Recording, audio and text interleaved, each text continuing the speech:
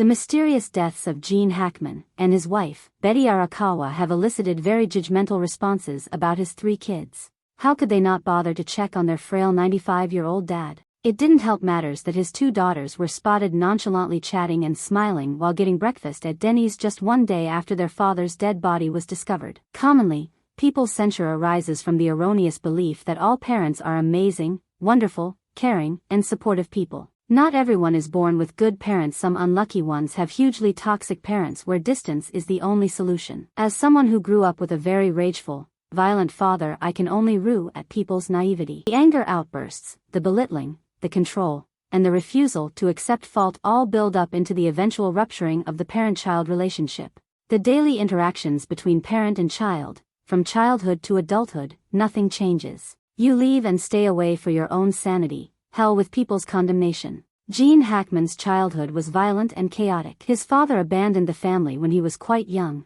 without so much as a goodbye. This emotionally damaged him, which led to certain lifelong problems, like his inability to control his anger and take criticism.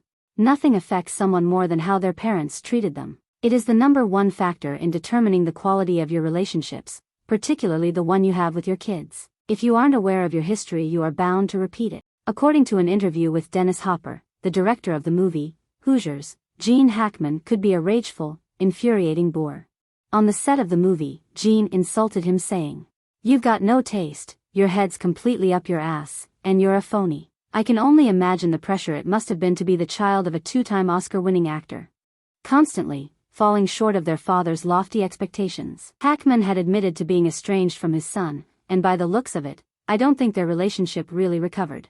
His daughter's admittance of last being in touch months ago only indicates there is no love lost between them. Relationships are a 2-way street. You love and respect your child, and they return the favor. Apparently, Hackman didn't have a phone or email.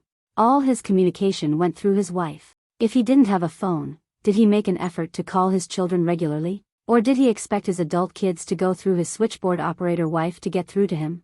Nothing could be more irritating than having to deal with your stepmother just to talk to your father. And how was stepmom, Betty, to her husband's kids? Was she controlling and selective about who got access to her husband?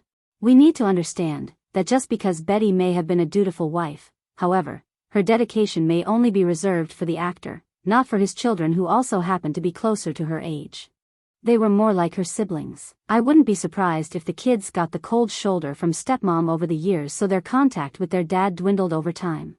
Did her jealousy factor into not wanting to share daddy with his biological kids? It is not uncommon for insecure wives to isolate and distance their husbands from their kids and other family just so no one can be their husband's priority. Families are complicated, particularly when you factor in children who are from another marriage. Let's not just assume we know their relationship. Maybe they didn't talk regularly for a reason. Well, the sad reality is being a great actor doesn't automatically translate into a great father. Only his kids know the real truth, and I feel they may not want to air out their tainted memories and experiences for the voyeuristic public. In the meanwhile, we can watch the 1970 Gene Hackman movie I Never Sang for My Father, which gives some insights into difficult father-child relationships.